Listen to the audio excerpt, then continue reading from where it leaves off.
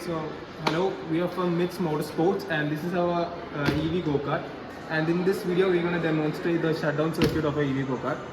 So, it mainly consists of two kill switch, one over here and the other one here. And we also have a boards. The driving switch is on the PCB box. And this is our PCB. And we also have air which is located behind the PCB.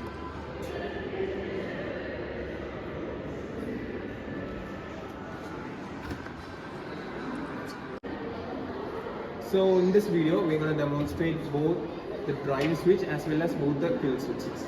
So in order to turn on the EV card, I'm going to turn on the MCB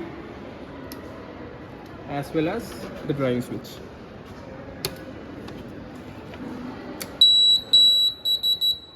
So now the PCB is turned on, and now I'm going to show you is going to give the code.